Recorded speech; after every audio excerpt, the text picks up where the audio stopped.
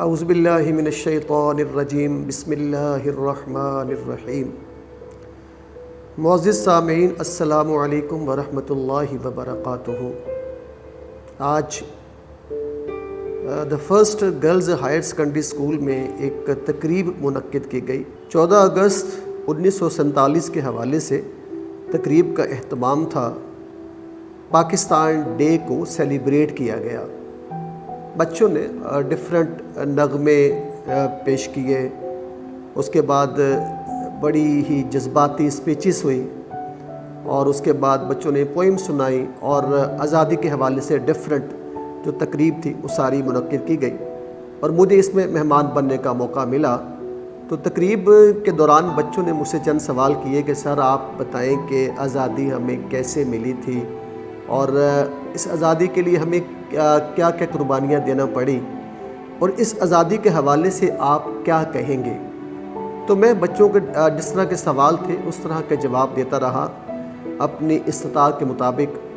لیکن جب میں بچوں کو جواب دے رہا تھا تو ایک اپنی ذاتی کہانی، کہتے ہیں میری کہانی میری زبانی، مجھے ایک اپنی کہانی یاد آئی۔ تو میں نے سوچا کافی دن ہو گئے ہیں آپ کے ساتھ کوئی لیکچر شیئر نہیں کیا، تو چونکہ آج دن بھی اتنا مقدس اور اتنا اہم دن ہے، تو آج میں یہ بات آپ کے ساتھ لازمی شیئر کرتا ہوں۔ ناظرین کرام، یہ کہانی ہے آج سے 73 سال پہلے کی میں بات کر رہا ہوں۔ میں دوبارہ پھر آپ کو لیے چلتا ہوں تحریک پاکستان کی جو ایک تحریک تھی، جو جد و جہد تھی، جو کوشش تھی، جو ایفرٹ تھی، اس کو میں آپ کے ساتھ دوبارہ شیئر کرنا چاہوں گا۔ مجھے اپنے بچپن کا وہ واقعہ یاد آیا کہ ایسے ہی ہم ایک آزادی ڈے کو سیلیبریٹ کر رہے تھے، تو اپنے گھر کی چھت پہ میں جھنڈیاں لگا رہا تھا اپنے بھائیوں کے ساتھ مل کے۔ تو میرا باپ مجھے دیکھ رہا تھا، اور میں نے اپنے باپ سے یہی سوال جو آج بچے مجھ سے کر رہے تھے، میں نے اپنے باپ سے یہی سوال کیا کہ ابو جان مجھے بتائیں کہ آزادی ہمیں کیسے ملی تھی۔ تو میرے باپ نے ہم سب بھائیوں کو اپنے پاس بٹھایا اور وہ آزادی کا واقعہ سنانا شروع کیا۔ وہ واقعہ کچھ یوں ہے کہ میرے باپ کی عمر 3 سے 4 سال کی تھی، اور پاکستان کی آزادی کے لیے جب جد و جہد ایفرٹ ہو رہی تھی، اعلان ہوا کہ جو لوگ بھی اب یہ ہندوستان اور پاکستان الگ الگ ہو چکے ہیں، تو جو بھی لوگ اب انڈیا میں یعنی ہندوستان میں جو لوگ آباد ہیں، وہ سارے فوری چھوڑ کے اپنی حدود پاکستان میں داخل ہو جائیں۔ تو تب ہم لوگوں کا بسیرا جو ہے انڈیا میں تھا۔ تو میرا باپ 3-4 سال کی عمر تھی، اور میرے دادا وہاں کی جو مسجد ہے وہاں ذمہ دار بھی تھے، اور اپنی وہاں مسجد میں امامت کرواتے تھے، وہاں پر امام تھے۔ اور وہ گھر میں آئے، انہوں نے میری دادی سے کہا کہ اب جلدی کرو، علیحدہ ملک بن گیا ہے اور ہمیں یہ ہر چیز چھوڑنی پڑے گی، ہمیں اپنے وطن پاکستان جانا ہوگا۔ تو میری دادی نے کہا آپ کیوں کر رہے ہیں میاں صاحب؟ میرے دادا جی کا نام تھا امام دین، اور میری دادی کا نام تھا رقیہ، کہ امام دین صاحب آپ ایسا کیوں کر رہے ہیں؟ ہمارا یہ شہر ہے، ہمارا یہ ملک ہے، ہم یہاں رہتے ہیں، ہماری یہاں فصلیں ہیں، ہماری یہاں زمینیں ہیں، ہمارا گھر بار ہے، یہ بہت سے جو یہاں کے بچے ہیں وہ آپ کے پاس پڑھتے ہیں، یہاں کے شاگرد ہیں، تو پھر ہم کیوں چھوڑ کے جائیں گے؟ کہ نہیں، جانا پڑے گا، حالات ٹھیک نہیں ہیں، کافی فساد پھیلا ہوا ہے، ہمیں نکلنا ہوگا۔ بہرحال انہوں نے اپنی مسز کو، میری دادی کو قائل کیا، اور قائل کرنے کے بعد اب وہ کیا بیل گاڑیاں آ گئیں اور سامان اٹھا کے وہ اس پہ لاد رہے تھے، ان کو بھر رہے تھے کہ یہ بھی نکال لیں، یہ بھی خاص سامان ہے، یہ خاص نہیں، یہ خاص نہیں ہے۔ جیسے عورتیں محبت سے اپنے گھر بناتی ہیں، تو جو چیزوں میں یہ پرات ہے اور یہ نئے بستر ہیں، تو یہ رضائیاں ہیں، یہ کیا ہے، وہ سارا سامان ایسے ہی وہ گڈ جو ہوتی ہے، جو بیل گاڑیاں وہ بھر رہے تھے۔ تو اسی دوران سکھوں نے وہاں پر حملہ کر دیا۔ ایک سکھ بھاگتا ہوا آیا، وہ کرپان ہوتی، کرپان اس نے نکالی، اور میری دادی کو ایسے یہاں سے کٹ لگایا، اور میری دادی وہاں پر گر گئی۔ ایسی بھاگم بھاگ شروع ہو گئی، دوڑ گئے سب اپنی اپنی جگہ۔ اب یہ میرا دادا، کچھ ساتھ جو تھے وہ ساتھ کچھ بچے تھے، کچھ سارے کچھ تھے کچھ نہیں تھے، کوئی اس طرف گئے کچھ طرف گئے، بہرحال سارے قافلے پچھڑ چکے تھے۔ کچھ لوگ، کچھ ان کے دادا کے بیٹے تھے، کچھ اور عزیز و اقارب تھے، وہ ساتھ ایک قافلہ بنا کر وہ وہاں سے نکل رہے تھے۔ اور وہ فصلیں تھیں، بڑی بڑی فصلوں میں سے لیٹ لیٹ کے کرالنگ کرتے ہوئے، کونیوں کے بل وہ لمبا چلتے ہوئے کو 2-3 گھنٹے کی مسافت کے بعد وہ ایک جگہ پر پہنچے تو جب انہوں نے دیکھا تمام افراد جو ساتھ تھے وہ جب ان کی گنتی شروع کی تو اس وقت میرے دادا نے کہا میرا بچہ اس میں نہیں ہے. وہ میرا ناظرین میرا باپ تھا جس کا نام تھا محمد صدیق کرل، نہیں میرا باپ اس قافلے میں نہیں تھا. اس وقت ان کی عمر 3 سے 4 سال تھی غالباً.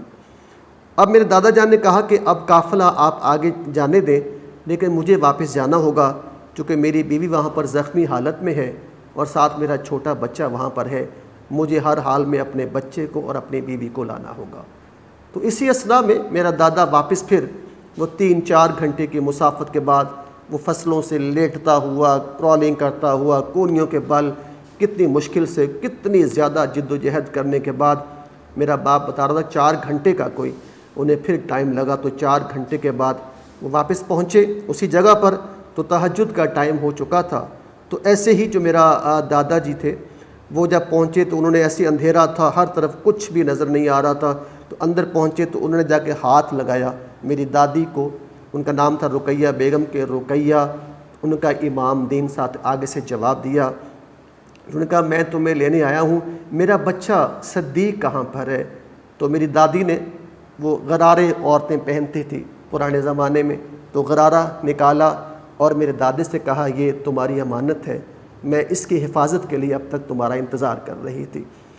تو میرے دادا نے وہ اپنا بچہ گود میں لیا اور اپنے سر سے وہ پگڑی تھی یا صافہ تھا انہوں نے نکالا اور وہ میری دادی کی جو آنتڑی تھی وہ ساری باہر آ چکی تھی وہ انہوں نے اندر ڈال کے تو بڑی مشکل کے ساتھ آنتڑی اندر کر کے تو وہ صافے سے اس کو اوپر سے لپیٹ کر اور اسے باندھ دیا میری دادی کو.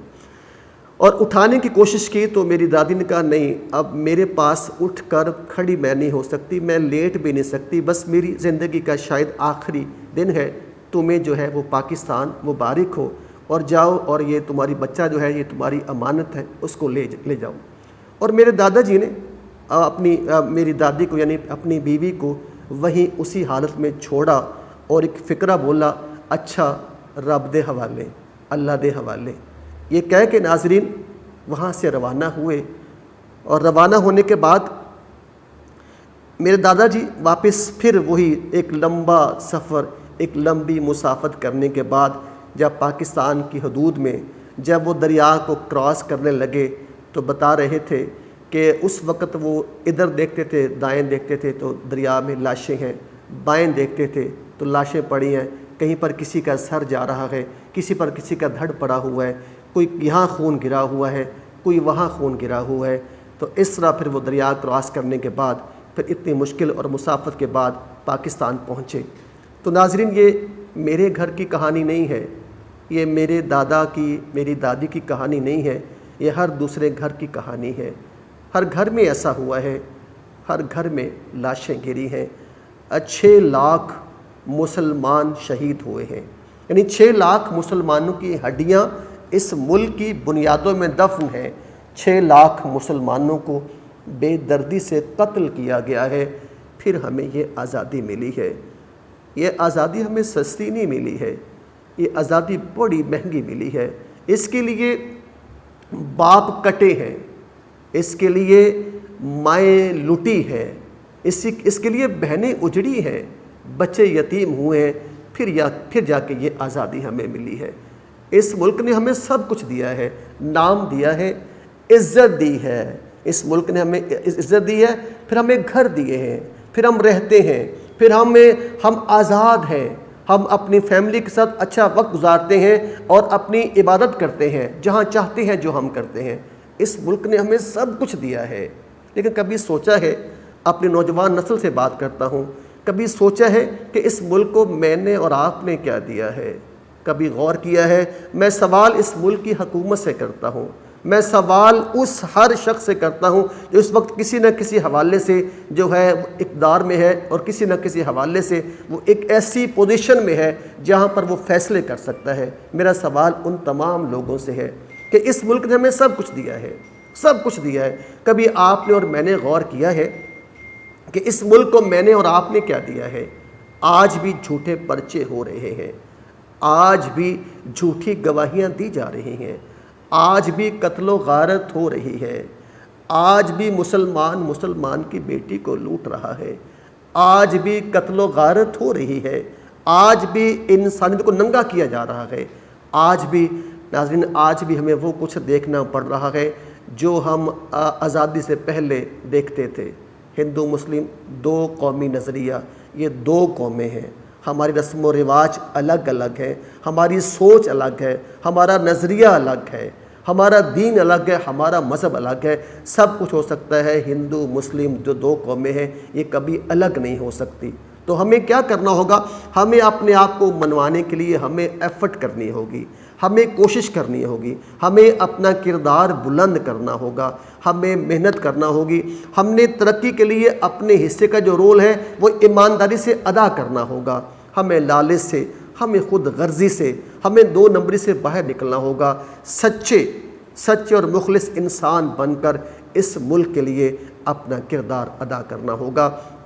اور آج کل جو ہماری جو نوجوان نسل ہوتی ہے، میں ان کو ایک ایڈوائز کرتا ہوں، بیٹا بچوں میرا آپ کو ایک مشورہ ہے، بیٹا پلیز میری آپ سے ایک ریکویسٹ ہے، یہ جو موٹر بائک کے سلنسر نکال کر آپ جو اس طرح ہوا میں لہلاتے پھرتے ہیں اور آپ اس طرح جو شور و غل کرتے ہیں اور آپ جو ہے وہ جو ڈفرینٹ چیزوں کو نقصان پہنچاتے ہیں، خدا نہ خواستہ آپ کو نقصان ہو سکتا ہے، کوئی پرابلم ہو سکتی ہے، کوئی ٹانگ فریکچر ہو سکتی ہے، تو میرا بیٹا میری آپ سے گزارش ہے کہ آزادی اس کا نام نہیں ہے۔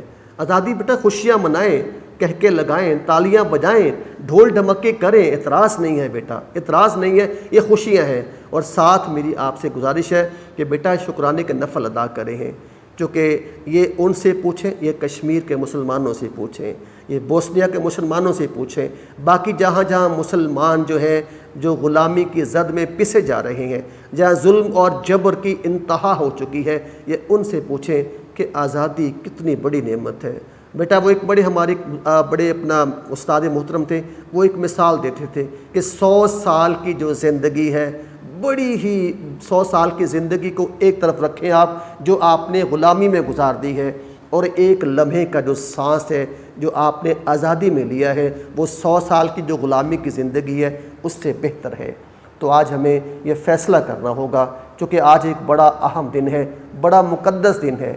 آج کا جو دن ہے، یہ جو 14 اگست کا دن ہے، یہ پتہ ہے پاکستان کب ملا تھا؟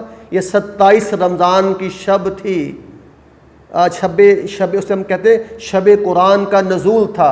اللہ پاک نے قرآن پاک کو بھی نازل کرنا شروع کیا اسی رات میں، اسی دن میں، اور پاکستان جو ملا ہے یہ بھی وہی دن تھا، وہی موقع تھا۔ کتنے لمحات ہیں، اللہ پاک نے اپنا کلام بھی بھیجا تو اسی دن سے سٹارٹ کیا، ملک بھی ملا تو اسی دن سے ہمیں ملا۔ تو بیٹا بس آخری آپ سے گزارش ہے، معزز سامعین میری آپ سے گزارش ہے کہ آپ بھی اور ہم اس ملک کی قدر کریں، اور اس ملک کی بنیادوں کے لیے ہمیں اس ملک کے جو بنیادیں سے مضبوط کرنے کے لیے ہمیں اپنی طرف سے اپنے حصے کا جو کام ہے وہ ایمانداری سے ہم کریں گے، آپ بھی کریں۔ آج میں بھی کوشش کرتا ہوں تاکہ آنے والا جو کل ہے یہ پاکستان کی ترقی کو منزلوں پر لے جائے، یعنی آپ سمجھ لیں کہ جو ترقیاں ہیں یہ آسمانوں تک اس کی جو ہے فضائیں بلند ہوں کہ یہ ہے پاکستان اور یہ ہے پاکستانی قوم جس نے محنت کے ساتھ اپنے ملک کا نام روشن کر دیا ہے، اور آج یہ ملک دنیا کے کس مقام پر کھڑا ہے۔ آج لوگوں کو دیکھنے کے لیے اس ملک کو یوں کرنا پڑے، سوچنا پڑے کاش ہم اس ملک کے باشندے ہوتے جس ملک کا نام پاکستان ہے۔ تو پاکستان کا مطلب کیا؟ لا الہ الا اللہ محمد الرسول اللہ۔ آج سے ہم اپنے ملک کی اور اپنے کلمے کی ہم نے حفاظت کرنی ہے۔ اپنا ناظرین اپنے آس پاس سب کا خیال رکھیے گا، دعاؤں کی آپ سے درخواست ہے۔ تو پاکستان زندہ باد، قائد اعظم زندہ باد۔